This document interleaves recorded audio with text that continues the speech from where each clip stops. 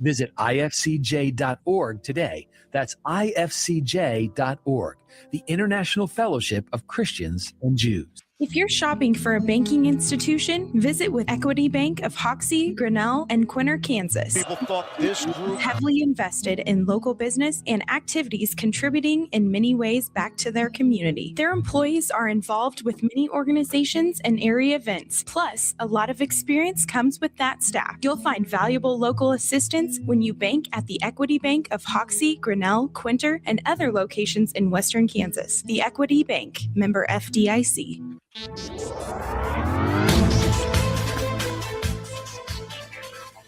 With NWKS Radio News, I'm Connor Schuh. Colby Community College faculty member Jeff Sekovic has been named to the Marquise Who's Who in America for 2025, earning the distinction for the second consecutive year after also being recognized in 2024.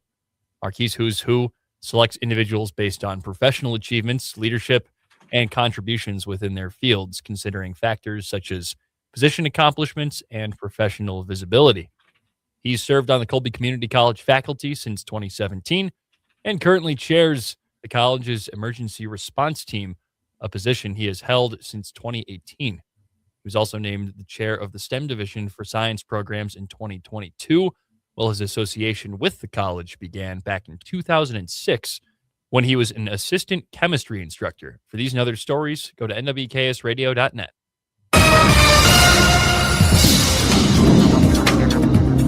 Looking for insurance that actually puts you first? At the insurance agency in downtown Goodland, we're independent, which means we work for you. Whether it's auto, home, crop, or business, we shop top carriers to get you the best coverage at the best price. No pushy sales, just honest advice from people who live right here in your community. Give us a call today at 785-899-5011 or stop by 1020 Main in Goodland, and let's get you covered. The insurance agency. Insurance the way it should be. When you gotta go, but there's nowhere to go, who you gonna call? Topside Portables and Pumping, that's who.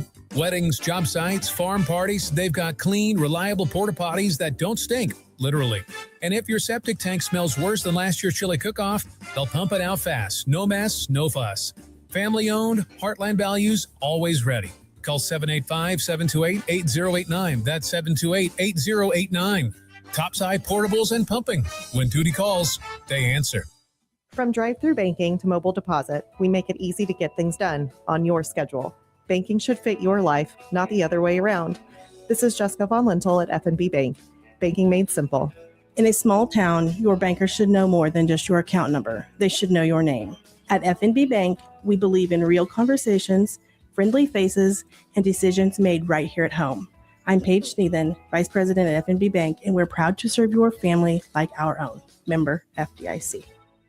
Are pests making your home or business uncomfortable? Call Pestaway in Goodland, Kansas, serving all of Northwest Kansas. They provide top-notch pest control services to keep your space safe and pest-free. From ants to rodents, termites to spiders, our expert team is here to help with effective, safe, and affordable pest control solutions. Don't wait. Call Pestaway today at 785-728-7166 for fast, reliable service. Your home or business deserves the best protection.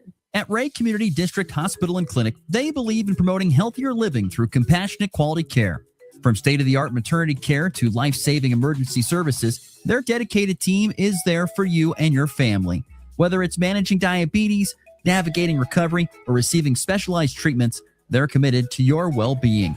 Discover the difference a community-focused hospital can make. Visit rayhospital.org today to learn more. Ray Community District Hospital and Clinic. Your health, our priority. Hello, I'm Zach Kistler with the Colby FFA. And I'm Austin Gershberger with the Colby FFA. The Colby FFA chapter makes a positive difference in the lives of our members by developing their potential for premier leadership, personal growth, career success through agricultural education. Today's FFA members are tomorrow's leaders of America's #1 industry, agriculture. Help Colby FFA celebrate National FFA Week, February 22nd through February 28th. Some of the events planned are teacher appreciation, community service, and the always popular appreciation breakfast. On Wednesday from 6 to 8 a.m., the new high school agriculture education technology center. We hope to see you there. You ready? Ready?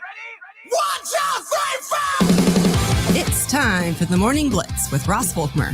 If you want to win in football, it all starts up front. Mass kicks ass. And Connor Schuh. He's the new guy. The High Plains only local sports talk show. Broadcasting live on Goodland's Rocket 102.5 and video streaming on YouTube, Facebook, and X. They're basically idiots. Covering it all from the preps. Up ahead to Blair Lennon. Lennon, the crossover back to Cure. Hello, boom! A two-handed tomahawk flush. To the pros. Shotgun snap to Nix. Protection is good. Bold loads it up. He's got it. A receiver there. Franklin makes the catch in the end zone. Touchdown, Denver. The Blitz is presented by Pearl Chevrolet GMC, Hoover Lumber Ace Hardware, and F&B Bank. Along with Equity Bank of Hoxie, Quinter, and Grinnell, the Insurance Agency, Pestaway LLC, Topside Portables and Pumping, and the Farmer State Bank in Oakley. Let's go to work. Here come the Cowgirls with 6 seconds. 5, now 4, 3, up top. Hayden Short fires a 3. Got it. At the buzzer. And boy, the Cowgirls desperately needed that 3 to draw them within single digits going into halftime. Peterson had it knocked out of his hand off the glass. He gets his own rebound. Now White wants a 3. He'll get a 3. Trey White from the corner, and KU goes up 2. Right sideline on the hash mark. Sanford, 2 on him, throws one up. Oh, holy smokes! Fires in his face and drops it in. 3 ball. Priso. United States with numbers. Back across it comes. Jack Hughes wins it. The golden goal for the United States. For the first time since the 1980 miracle, the United States takes the gold. And good Monday morning, everybody. We are back here on the Morning Blitz on Rocket KLOE and BKSradio.net, as well as the Hurl Chevrolet GMC video stream, Facebook, X, and YouTube. Appreciate you joining us here on this Monday, February the 23rd. A cool start to the week, but it will be a much warmer week on tap. Temperatures expected to reach into the 70s even tomorrow. There's a chance of some spots where the 70 temperatures are, but hope everyone had a great weekend and is ready to charge into another week here. What is hard to believe, but the final week of February.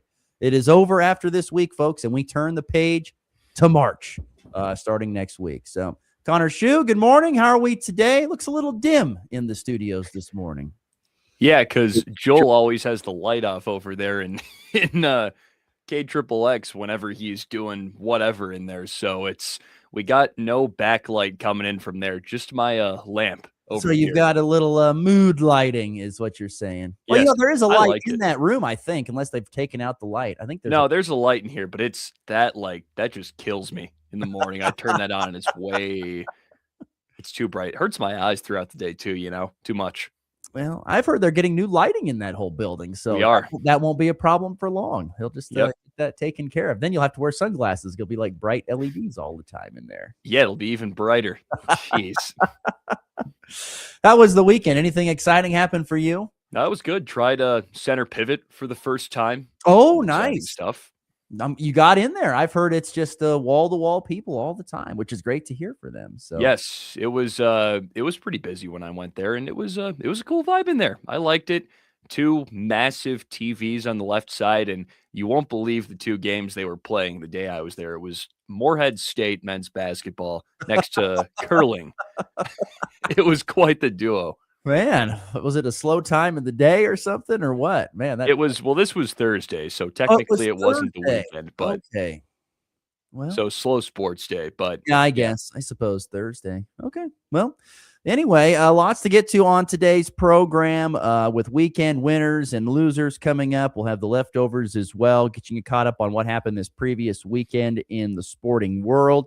As always, the F&B Bank text line is open at 785-899-2222. If you'd like to be part of the Morning Blitz, send in your thoughts, send in your comments.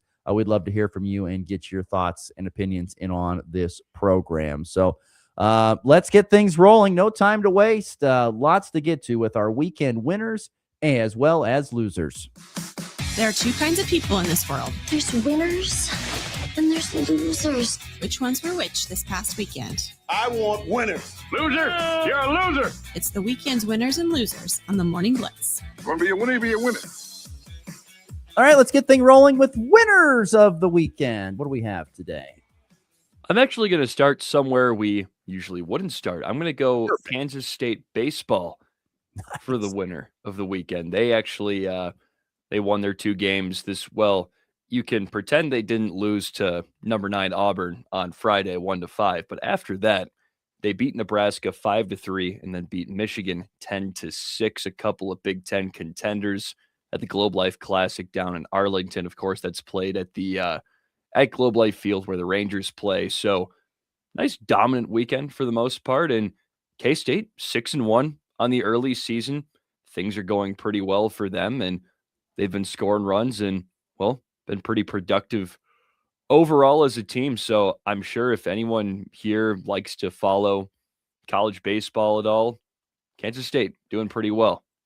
6-1 is a great start. They had a really good opening weekend as well down in Arizona. They went swept it. 4-1. So they were really good in their 4 games down there at Arizona. Or sorry, I guess would have been 4 games because they're 6-1.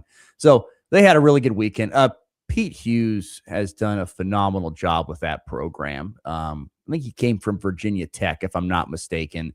But he has done a great job with that program. He has had them really competing well for a majority of years. It was a couple years ago that they were in the super regionals. I mean, they went to Arkansas and they knocked off the Hogs in Arkansas and advanced to the super regionals where they took on Virginia and took that, I think, to 3 games and then lost in the supers. So they've been good there. I think they were in the postseason again last year, I think, if I'm not mistaken. I know they might have missed it. Maybe they missed it last year. Don't think so. I'm gonna check. Double check on that. But they have been a really good team for quite some time. The hard part is you're just not going to get a whole lot of breaks if you are north of the Mason-Dixon line in college baseball. You're just not going to get a whole lot of them. First and foremost, the breaks in the weather. You're going to be playing in cold weather for a portion of the season. You're going to have to practice in cold weather or practice indoors if that's the case. They haven't had, so you don't get a lot of breaks. And so if you lose a lot of games against the teams like they've seen this early on, like the Auburns and the Nebraskas and whoever else you want to throw in there, when you lose these games, which they didn't lose to Nebraska, by the way, they beat Nebraska. But when you lose some of these games early on, I think it was a couple years ago, they lost to Northeastern in Connecticut or something like that. Northeastern, very good baseball school. Yes, very good program. Not saying these are bad losses, but when you lose those type of games, it doesn't help anything. Like there's no room for error when you're a Northern school because all the SEC and Southern schools are going to get all the love because they're considered the best and usually are the best baseball programs in the nation. And that's why playing at the things like the Globe Life tournament helps so much. You get to go play in the warmer weather down there in Texas. And also, you were right. Kansas State played in the Austin Regional last year. That's right. They were in the Austin Regional and didn't make it out of it. But yeah, Coach Hughes has done a great job with that program. He's done a phenomenal job. He's had some really good players. Culpepper was a phenomenal shortstop for them during that run to the Super Regionals. Now they've got D. Kennedy, who's been fantastic so far this year. 435 batting average right now. So they're doing some great things. K-State's doing some great stuff, and their baseball program certainly is a winner of the weekend. Like I said, 6-1 to begin the year, and that's against their own lone loss coming to a top 10 ranked Auburn team. Yep. So not all bad. Pretty good start, I'd say, as well for K-State wrestling. I better highlight our biggest winners of the weekend here on the local front. That'd be our state wrestling qualifiers on the boys' side this week. Another great showing. Previously we had 29 girls last week qualify for state. Just a few more boys, but pretty even. 31 different guys qualified for state wrestling by placing either top 4 in their weight class at their specific regional. Once again, 4A boys were competing over at Beloit. 3 through 1A were competing down or over at Norton this past weekend. And like I said, 31 different wrestlers qualified for state. There were a total of, 3, 4, 5, there were 7. I think there were 8 total. 8 total regional champions, as in regional guys that took first at their regional. Colby had 3 of them. Julian Saucedo, Ryder Dempy Wolf, who, by the way, won his 150th career match, I think I saw this weekend. Talon Wark as well were all first-place regional champs for Colby. who won the 4A Beloit Regional, by the way, thanks to 6 guys qualifying for state. Eric Schrader, Ethan Reiner, and Lakin Sharp all going to state as well. And our good friend of the program, Cole Garcia, won regional coach, the Beloit Regional Coach of the Year. Not a surprise, they won it. So great showing from Colby. 6 qualifiers for state, 3 regional champs. They're going to Salina with some extra momentum. Goodland only qualified 1 guy for state. That was Traven Conger. He finished second in his respective weight class. So, and then in 3 through 1A, lots of great showings. Probably the biggest story, of course, and it always is every year, is the domination of Hoxie wrestling. They had 11 guys qualify for state. And of the 11, only 1 of them finished lower than second. They just absolutely dominated. They had 4 regional champs, Bo Coster, Ian and Carter Giancola, and then Simon Watkins were the 4 individual regional champs. And then you had Braden Wilson, Chase Meyer, Gunnar Wendt, Matthew Bretz, Noah Nicholson, and I believe also Travis Johnson were all finished in second place. And then Porter Meyer finished in third. So not bad. It's unbelievable. Just the dominance. This has been going on for years. This is not like just a wave of some good wrestlers. No, this has been going on for years. The domination of Hoxie wrestling, I mean, it's on the level of UConn's women's basketball. It's that dominant. It's been love the comp. It's so dominant that every year they go in and they're going to, in the case of UConn, probably make a Final Four. Hoxie's going to go and finish in the top 3 in the state, more than likely, if not win it all. And how could you not when you have 11 guys going? I mean, it's true. You've almost got 1 per weight class in there. And so how can you not go and possibly win state as long as guys get to the medal stand? That's what it seems like. I mean, it would be interesting to see their teams compete with higher division athletes, and I think they would how that would happen. I think they'd still be fine. I think they go to Dodge City and compete against some of the 6A schools in a big Dodge City tournament. They usually finish top 2 or 3, if not win it. It's pretty impressive. They're amazing. They are really, really good. It's so impressive to watch them, to see them and how dominant they are year in and year out. So Hoxie highlighted the 3 through 1A boys regional. Some other area school results. You had Oakley sending 4 guys to state: Aaron Samuelson, Brody Beckman, Jethro Chrysler, and Jet Wolf. I think it's actually Chrysler, excuse me. And then you had Rollins County sending 3 guys to state: Dalen Fairchild, Gage Withington, and Corbin Franklin. He was a regional champ at 106, was Corbin Franklin for Rollins County. And then Decatur Community and St. Francis also sent 3 per their school. Decatur Community sending Bentley Sutherland, Gus Emig, and Sage Bryan. And then St. Francis taking Daniel Hoard, Dayton Fromholtz, and Lane Todd.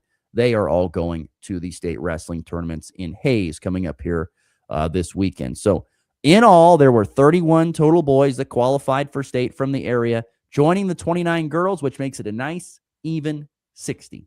60 total wrestlers from the area going to state, which gets going this coming week. Gets going, I think, on Thursday and rolls on into Friday and Saturday.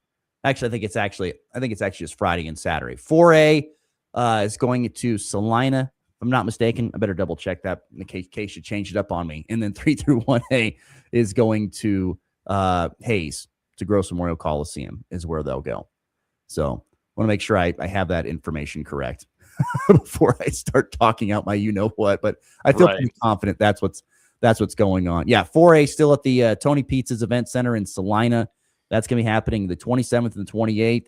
And then 3 through 1A, once again, on the 27th and 28th, this Friday and Saturday. That's where it's at Fort Hays State University at Gross Memorial Coliseum. So that's where that state wrestling is taking place. So great showing once again, and congratulations, especially to Hoxie and Colby teams, as they were not only great showings, but regional champs at their respected sites. So there you go. My winners weekend, regional wrestlers, 31 boys qualifying for state this past weekend. What else we got for winners of the weekend? I would imagine we both have this one, but it's not only the men's team, but just overall United States. Team USA hockey? Yeah. Team USA hockey, period. I mean, you know why. The women's team won gold back on Thursday in overtime, and the men's team did, well, pretty much the same thing Sunday morning. And I don't know when the last time that each team won gold, if that's ever happened before in the same same year? season.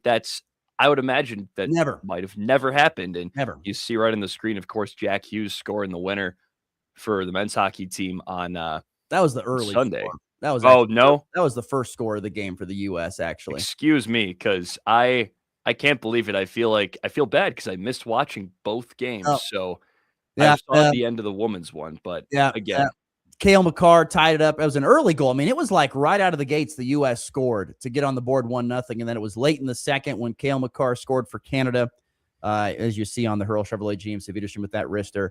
And then it's early in overtime where they find Jack Hughes right there, cutting to the net and scoring and winning it in overtime 2-1 for the U.S. No, you're exactly right. This has never happened before where the U.S. has won both men's and women's gold in hockey in the same exact Olympic year. The real amazing story to me, and this is one of the reasons I love doing this show, is I love finding nuggets that I think are fascinating.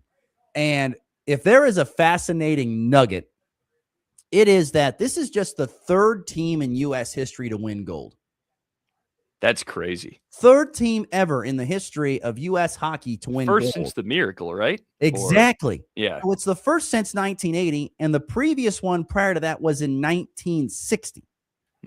I mean, it has been a long time that U.S. has won gold in hockey. They just don't win it. I mean, you would think, being one of the more powerful and sports-dominated countries in the world, that they would have more than 3 golds now. But that's what they have right now.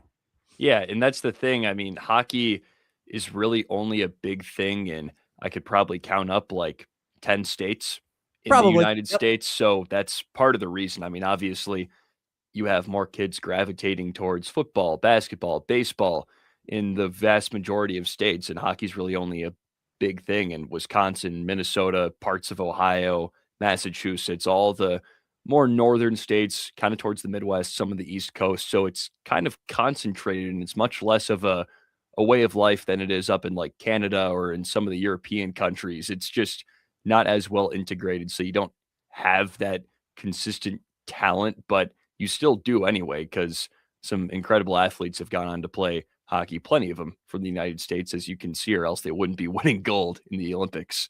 No, it's just amazing. You don't get me wrong. Canada is a powerhouse. I mean, just look at their lineup, Nathan McKinnon and Connor McDavid and all these phenomenal Cale McCarr. I mean, their lineup is loaded full of just all-stars, and not to say that Team USA doesn't have stars, because it does. Yeah. Chuck brothers and all that stuff, and the Hughes brothers. I mean, they're very good, but the superstars of hockey are on Canada's side. Yes. and for the U.S. to get it done, it's just amazing. It just blows my mind that they've only won it 3 times. You'd think they've played for the gold a lot, but they've had a lot of silver. But I just think it's amazing to me. And here's another amazing stat that I thought was fascinating. Before this team, there were just 37 total U.S. men that had ever won gold in hockey. 37. And a team sport, that's just not many. I mean, it's nuts. Now there's, I think, 25. I think it said was what the number this year was. So they'll add 25 to that. But it just blows my mind. But you make great points about how, it is a secondary sport here in the U.S. to an extent. But it is, you're still in a country where, you have the NHL where the best players come play, but they're from all over the country that come do that. So it's just fascinating. The game, the golden goal by Jack Hughes, it's a phenomenal story, because you said you didn't know this, but Jack Hughes early on in the game got caught up in a high sticking situation and got his front teeth knocked out. I saw the picture at the end with the American flag draped over him, and he had the teeth missing. That was quite the shot. One chipped and one gone. I'm pretty sure it was rough. He got to stick to the teeth, and so he didn't have his teeth when he scored the game-winning goal, which I thought was great. It was redemption. I lost some teeth. Gotta be tough to play that, man. Really tough. And so, yeah, I would agree. I've got they're on my winners as well the weekend. Team USA Hockey. What a great showing from them. They were fantastic, and first gold since the Miracle on Ice. And I think that's also interesting, is that they didn't win one for another, 45 years? No. 40 to 46 years, because you would have thought that maybe that Miracle on Ice team would have inspired younger hockey players at the time to be really, really good in the United States. And that just didn't really come to fruition. Yeah, Didn't I'm happen. sure it did to a degree, but it's just not It didn't enough. result in gold. Yeah. And that was one thing about this team. They said they wanted to inspire a generation. And this is, if you look at if you follow junior hockey, which I don't follow it a lot, but you kind of see it. U.S. has had a lot of success in junior hockey here over the last handful of years. And so this has kind of been brewing a little bit for U.S. to kind of get their way to the top of the middle stand in men's hockey. But yeah, it's a great showing for U.S. hockey. I mean, not like you said, the men, women, but the women winning earlier in the week. So great showing for USA hockey. My final winner of the weekend, I am going to give it to Indiana football coach Curt Cignetti. Sigs. Because of all of his winning the national championship, a lot of incentives in his contract kicked in here. And so Curt Cignetti now gets paid, I can't believe this, $13.2 million a year is what Curt Cignetti now gets paid. He is tied, I think, with Kirby Smart as the highest paid coach in college football, and he resides in Bloomington, Indiana. Give that man an extra million. Get him over Kirby Smart. Come on. But Curt Cignetti making bank right now, and what I am fascinated to see is, does this trend continue for Indiana? Does it continue, or is this just kind of a couple-year little deal where it was magical and everything kind of came together, the right players, the right coaching, the right talent evaluation, the right development all came together to win a national championship for Indiana? Or is this the beginning of a dynasty like we've seen at Alabama before or something along those lines? I'm fascinated to see if that is the case here. And of all places for it to happen in Bloomington, Indiana. I think it has to be the beginning of a dynasty, though. That's the side of the fence I'm on. I think that. Why so? I mean, who wouldn't want to play for Curt Cignetti right now after what he's done over the past couple of years? He's totally turned the program around, and obviously IU is not a football mecca, of course, as we know. They've been horrible for most of the past, you could say 40 years probably, or even more. But I think when you have a guy like that so many players trust in their program, including the probable number 1 overall pick in the NFL draft, I feel like as a high school kid or as a kid in the transfer portal, you're like, I'd love to play for that guy if I have a chance. And it's not like IU is the worst place to go.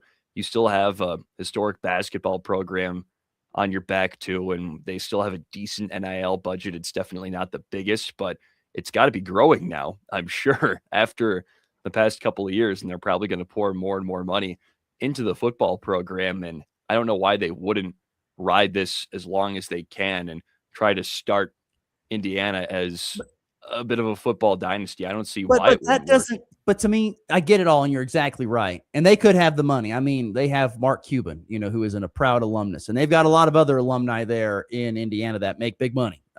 So they could have the money. Yeah. But money doesn't mean you're going to win. It doesn't mean that. Texas has a lot of money. They haven't really played in a college football playoff that deeply. There's other programs that have a ton of money and great coaches, and it doesn't work. It's about finding the right guys to come together and play together and do the right thing. So that's where I'm just curious. But Cignetti has recruited so well so far. I don't see why you would think that's going to stop, honestly. Well, money changes people. You go after bigger name guys. You start looking at guys like, oh, man, we can get this guy. Sweet. Let's get him. Sign him to the big time money deal instead of maybe doing your evaluation. Like I said, I don't know. I'm just fascinated to find out. I'm fascinated to find out if that's the case. I really am. We'll see. Because now he's getting paid. He's getting paid like nobody else in college football. Only one other person, I guess. $13.2 million. But I do like the fact, incentive-based contracts. You did something, you should get paid for it. I like that about Cignetti's deal. He was already getting paid a lot, but now he gets paid a whole lot more because he did some big-time stuff. Any more winners from you? Yeah, I'll give a shout to BYU men's basketball. They beat Iowa State by 10, and Iowa State ranked number 6 in the nation. They're healthy. BYU is not. Richie Saunders, of course, out for the year, and AJ DeBansa put up 29 points, 10 boards, 9 assists, and played all 40 minutes. And this is funny because BYU has been not hated on, but criticized for their lack of depth throughout the year. And it's funny because they're second best player, Rob Wright, put up 6 points in 40 minutes and shot 2 of 8, and they still won by 10. Kennard Davis Jr. put up 17.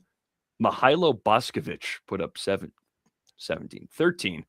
Didn't even know who he was until Saturday. But they got it done off the back of AJ and their supporting cast that people have not trusted to this point in this year, and got one of their biggest wins of the season. And finally, KU Women's Hoops, I'll give them a shout out for winning the second game of the Sunflower Showdown this year and sweeping the season series over K-State.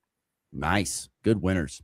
All right, there you go. Weekend winners here on the Morning Blitz. Let's take a break. We'll come back. We'll get to our losers of the weekend next. As always, FB Bank text line is open at 785-899-2222. If you'd like to be a part of the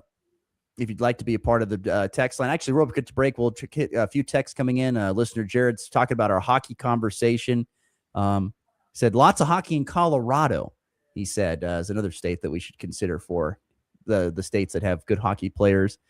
And let's see. This is Steve from Binkelman. Yes, Steve did know that it was U.S. amateurs versus the professionals of the USSR. Yes, did know that, which is why that makes it a way cooler story than, no offense to this one here, because both teams are full of professionals. The Olympics are started. I'm still a big believer in that the Olympics should be for amateurs. I still think it should be that way. I would love to see it. Interesting. I think it'd be great. I would love to see the amateurs get a chance to do it and shine on the world stage. Be cool. All right, let's get to our break. Back with losers next here on a Monday edition of the Morning Blitz. Your business was built right here, so was ours. At FNB Bank, we are not run from some distant city. We are run by neighbors for neighbors. We know what matters to you because it matters to us too.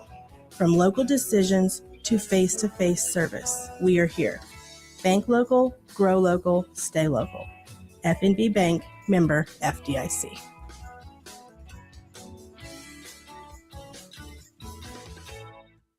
Farmers, you insure your truck, your shop, and your crops. So why would you not insure your center pivot? Especially with diversified agrisurance from Western Sprinklers. Even if it's 34 years old, damaged, or destroyed, they'll insure it. Diversified agrisurance lets you insure your equipment, not just at its present value, but for its replacement costs. Contact Western Sprinklers in Colby with any questions about your current policy or to get your irrigation system covered today. It's time for a check of the markets with the Anderson Trade Group on the Kansas Farm and Ranch Radio Network.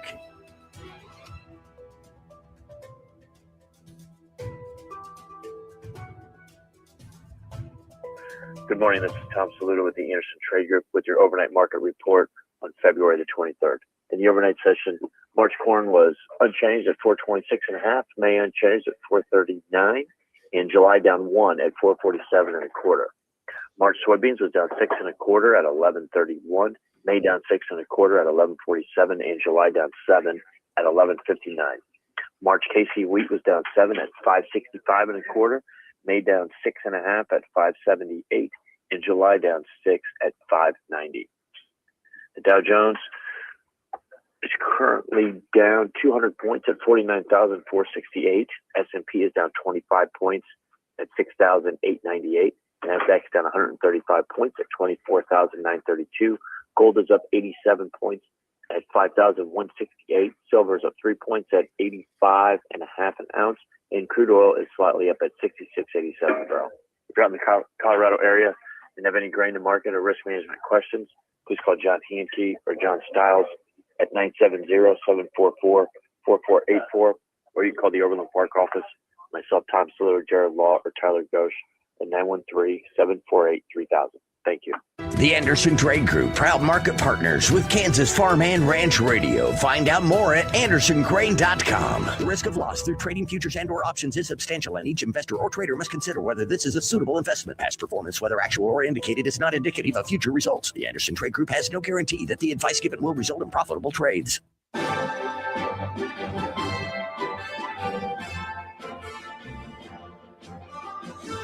If you're buying or selling cattle, make your first stop livestockmarket.com. Bred cows, heifers, hares, bulls, and frozen genetics even feeder calves. You'll find them all at livestockmarket.com. Livestock Market features private treaty sales, online auctions, and live production sale bidding. You'll also find horses, sheep, goats, and hay. Check out the free Livestock Market magazine wherever you pick up Tractor House and download the Livestock Market mobile app today. Kansas Corn reminds you that E15 fuel is the right choice for every kind of driver. For the car enthusiast, E15 has higher octane. For the thrifty driver, E15 is priced lower than regular unleaded.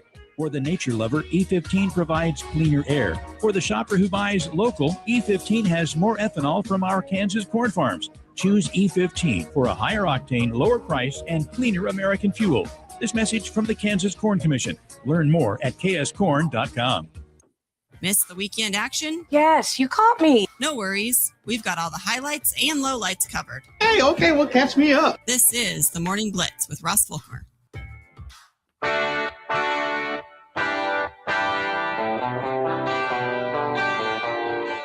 8:37 Central, 7:37 Mountain Time here on a Monday. Glad you're with us. Final Monday of February here in the year of 2026.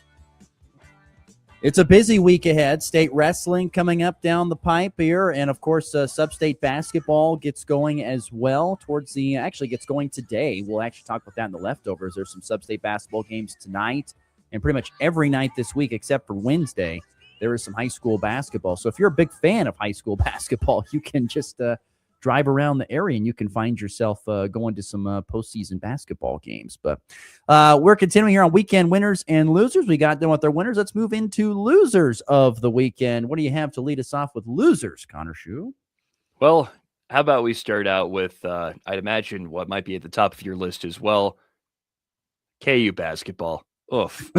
That was a bit of an embarrassing performance. And I actually got to watch a lot of this one. It was really interesting because it was pretty much knotted up, tied for the majority of the first half. It was very close. And this is one where Darren Peterson actually played the vast majority of this game. So it's like, hey, KU probably won, right? They played Cincinnati. Nope. Cincinnati, I got to give a shout out to two players on the Bearcats. That's Baba Miller and Mustafa. I think it's pronounced Cham. I think that's what they were saying during the game. And those two just dominated KU's front court. Mustafa had 28 and 8, hit 2 threes. Baba Miller had 18.7 rebounds, 8 assists, and 2 steals, and hit a couple threes. And that's their front court. That's their power forward and center. And those two made Flory Badunga their son. We'll say it like that, pretty much. And KU couldn't do anything to stop those two. And they shot the ball well, too, shooting 39% from deep. And all credit to Cincy on a good win. They're actually kind of playing themselves into an outside shot at the tournament after I think a week ago, I said they're one of the worst teams in the Big 12. Well, they're going to have to win a few more games. They're not going to get in with a 15-12 record. They're going to have to get on a real heater here towards the end to make it. But they are playing really well after Wes Miller had kind of a come-to-Jesus moment with his team a couple weeks ago. Yes. They have played a lot better since then. Now, that's the thing about Flory. He is an old-school, back-to-the-basket type guy, and if you want to pull him away from the bucket, and if you can knock down threes, you have an advantage there. And that, to me, that was the biggest storyline of the game was the fact that Cincinnati made 12 threes and Kansas made 4. Yeah. I mean, when you knock in 12 threes and you don't keep pace with that, that's very, very hard. Even if you shoot about the same percentage from the floor, if you're not knocking down threes, keeping pace with them, it's hard to beat any team. This is what happens in the NCAA tournament and how big high seeds get knocked out.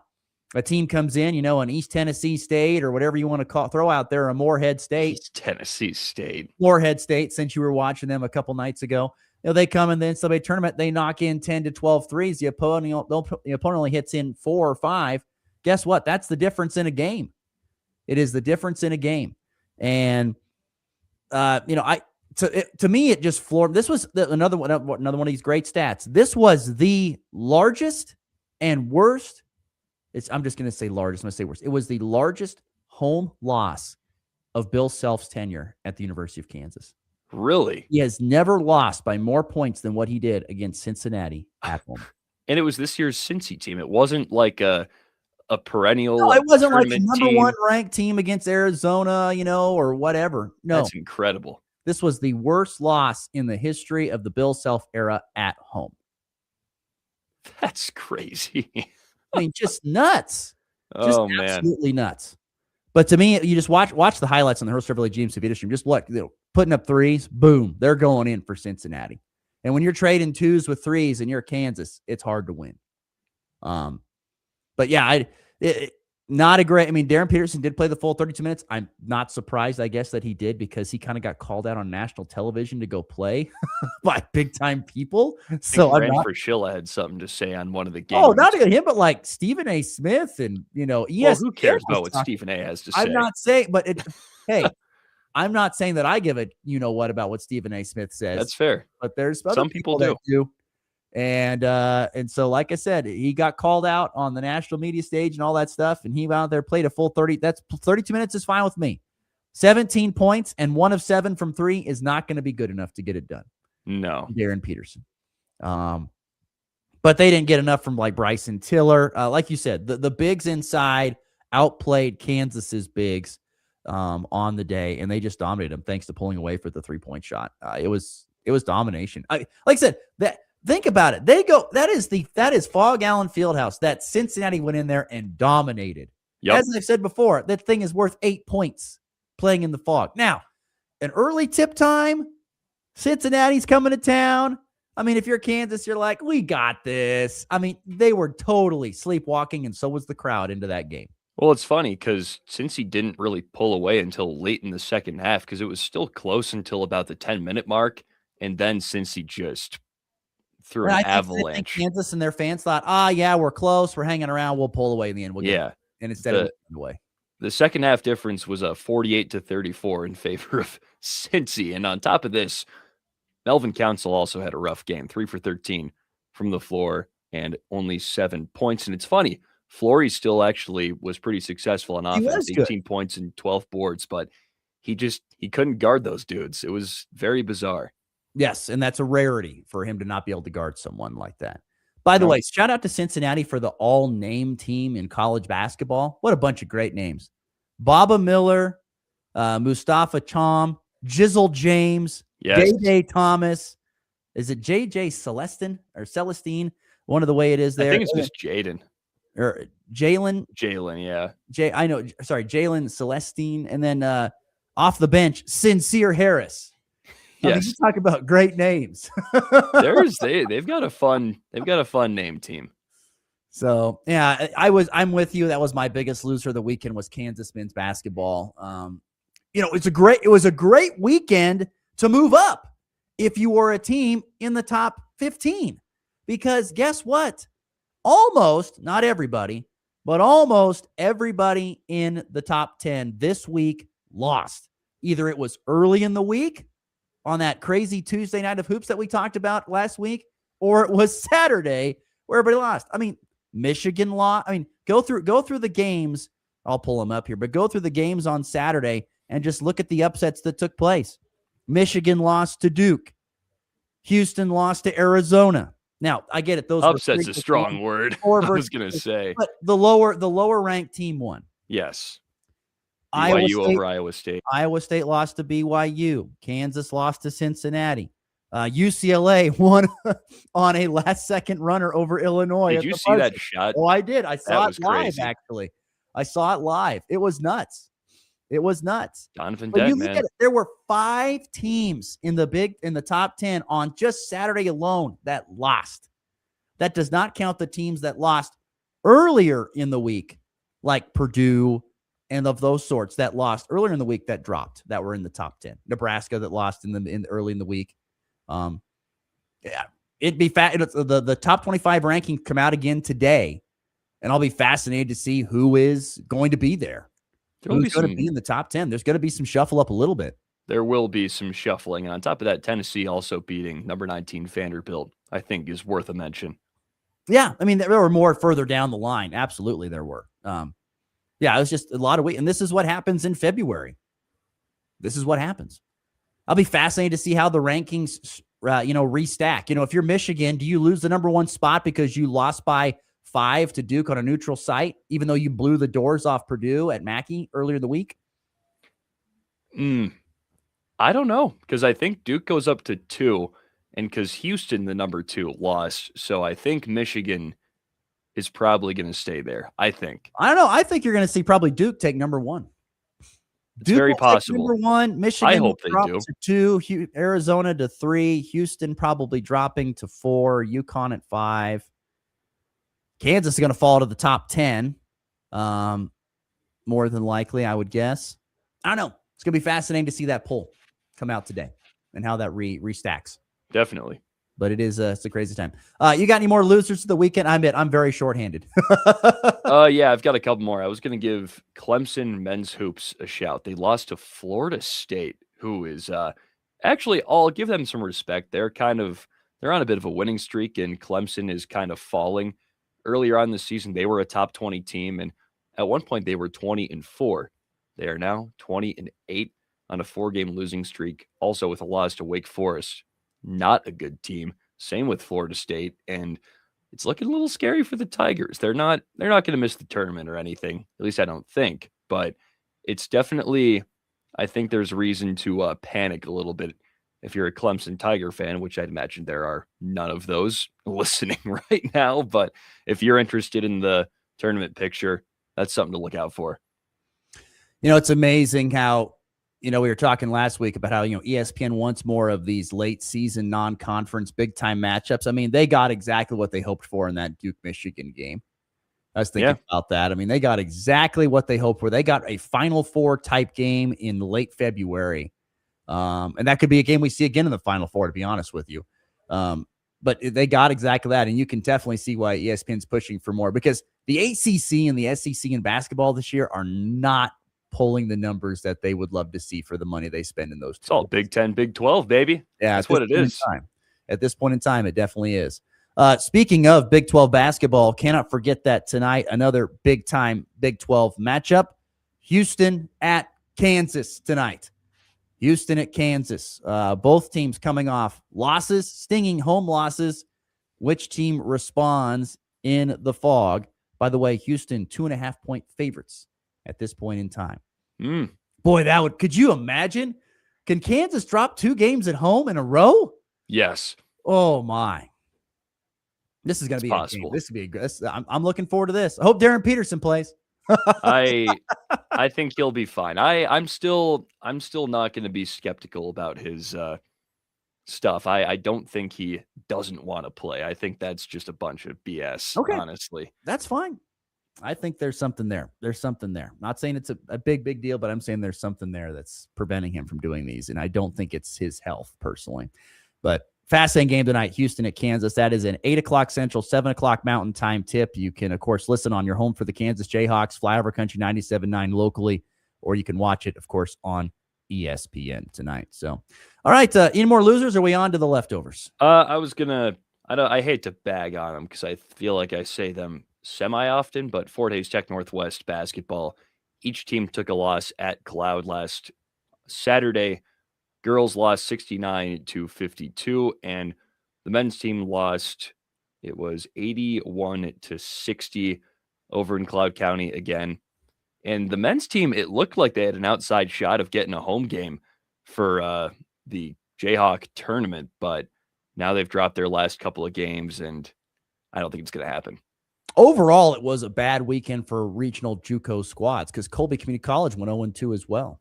Against Pratt, too. Against Pratt, of all. Now, the men, they're kind of on the same playing field as Pratt, so that one doesn't sting as bad, but the women's team, that one stings bad. That's not good.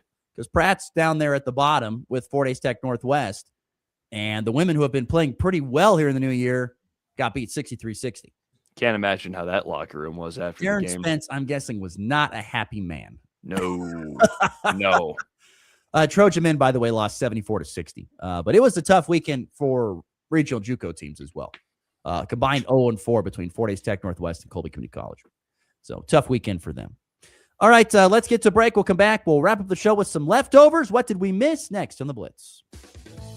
We've been serving ag families for generations because we believe farming isn't just a job, it's a legacy. Whether you're just starting out or expanding your operation, F&B Bank has flexible lending solutions designed for you. This is Loan Officer Kennedy Frank at F&B Bank. We're proud to be your hometown ag lender, member FDIC.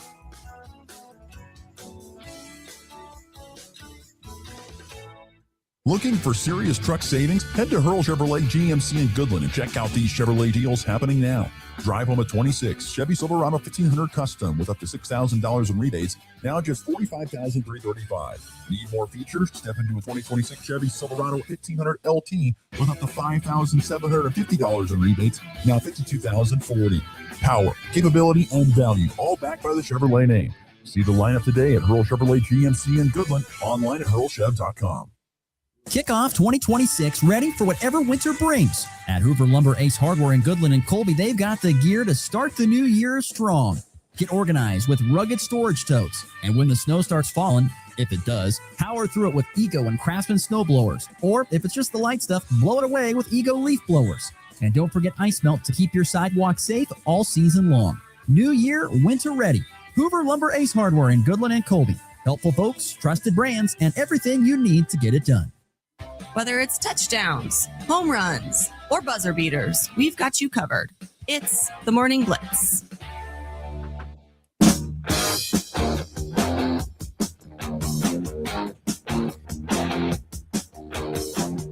All right, wrapping up a show here on a Monday. A few leftovers. We'll wrap up quickly college basketball. K-State losing at Texas Tech, 100-72. Tech had a 26-10 first half run, pulled away. K-State got it back to, I think, 11 in the second half, but not enough there for K-State. Nebraska bounced back. They stomped Penn State, as they should have, 87-64. Career high 33 points for Price Sanford, hit 8 3-pointers. God, that guy can stroke it. So much fun. Ben got Dak, 17 points, and Colorado beats Oklahoma State, 83-69. They stomped them there. Third straight home win for the Buffs in men's college basketball this Not past bad.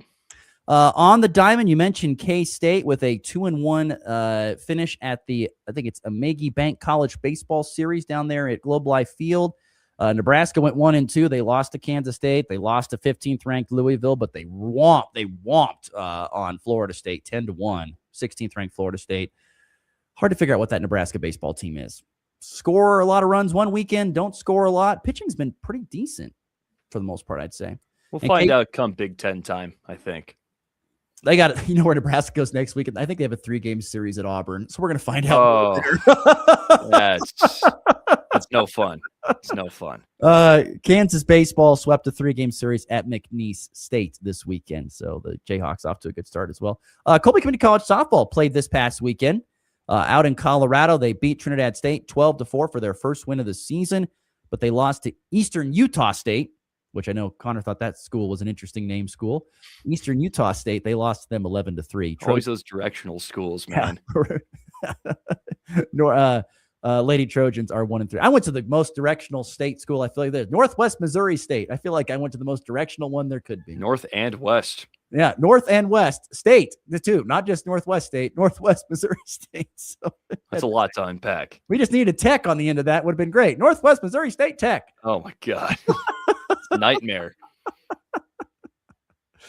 And of course, high school basketball came to a regular season, wrapped up this past weekend. A lot of area teams have. The Goodland Cowgirls did not win a GWAC title. They lose to Holcomb 39-34.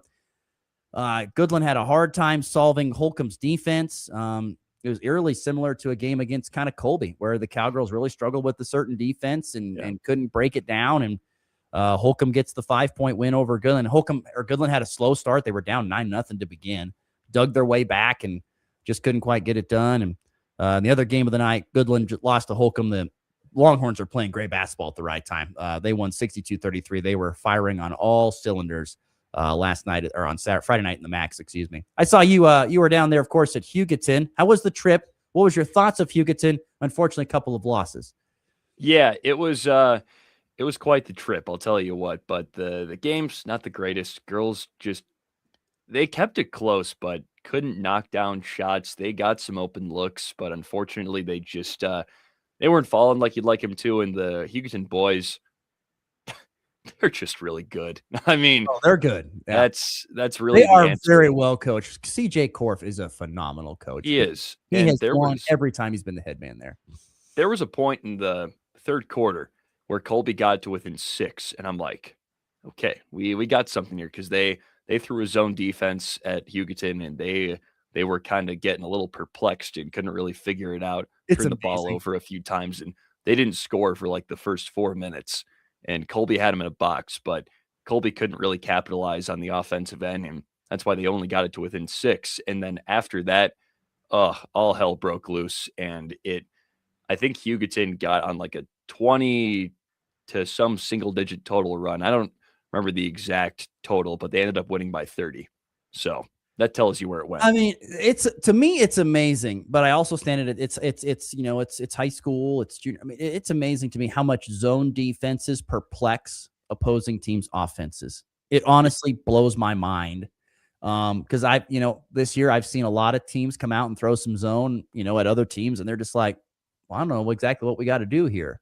You got to find the holes in the zone. You got to pass to it or dribble to it and then kick out of that and get the shots. But it's amazing how much zone defenses come and just completely throw teams for loops. It doesn't matter how good they are. They just completely throw them for loops if they haven't seen it before, practice for it. And one more quick point. It's funny you say that, because Hugoton being very well coached, CJ Korf calls a timeout with like about 4 minutes to go after Colby scores to get it within 6.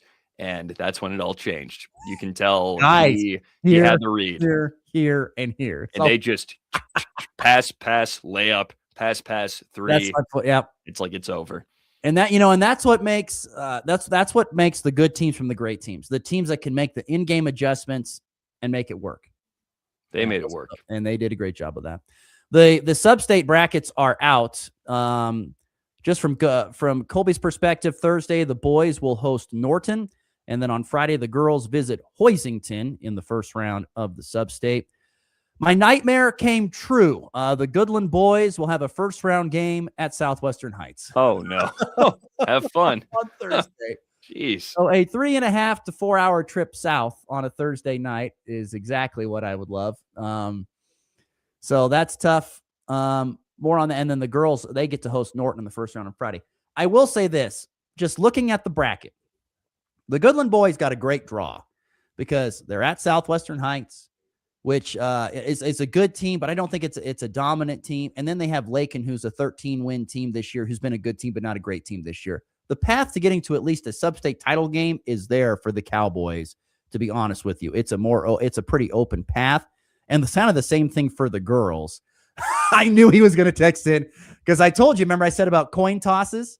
Yeah. Coin tosses, and that's what we did ties. Well, the Goodland Cowgirls in Southwestern Heights finished with the same exact win percentage. So it came down to a coin toss. Of course. Marty Lehman, friend of the program, Goodland AD, said, I can't win a coin toss to save my life. And so guess what? If the Goodland Cowgirls were to beat Norton on that Friday, they go back to Southwestern Heights the following week. So Goodland fans could have to make 2 trips in the matter of a week to Kismet, Kansas. Oh, God. It's rough. That's 7-8 hours round trip. Oh, man. Brutal. That's barely in Southwest Kansas at that point. What's the deal? You're almost Oklahoma. But yeah, it's brutal. But you got to win. You got to win to get to earn those opportunities, and we'll see what happens. But that gets going. And let's get to the walk-off. There is some basketball tonight. That in the walk-off.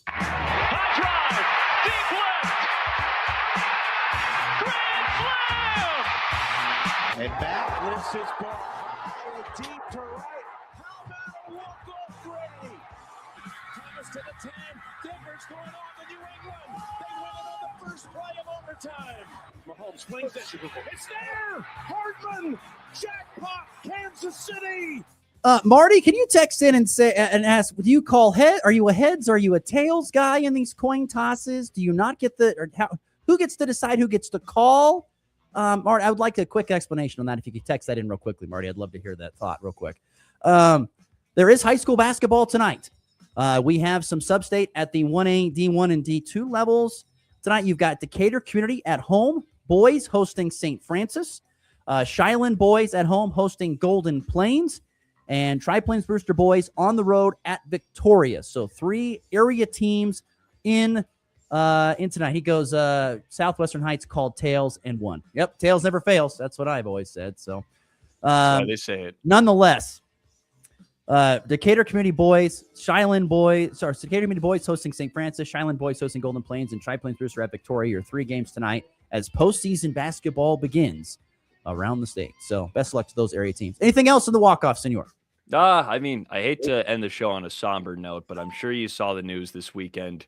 Rondale Moore. Oh, I know. Purdue receiver, unfortunately, took his own life this weekend. So he was only 25. So that's incredibly sad. So, just a reminder, check up on your friends, That was tough. I think there was a message, Hollywood Brown had actually said he had visited with him not too long before it apparently all went down. Like that day. Yeah, that's tough. It's awful. Very tough for Rondale Moore. He was such a special player at Purdue. Gosh, Man. he was fun to watch. He was electric. Didn't really take off at the NFL level, but he was great in college, and he was a lot of fun to watch. At Purdue. But by all accounts, a leader, great teammate too. So yeah, sad deal there. That'll do it for our program. For Connor Schuh, I'm Ross Volkmer. We'll see you back here again on a Tuesday. It's been the Blitz.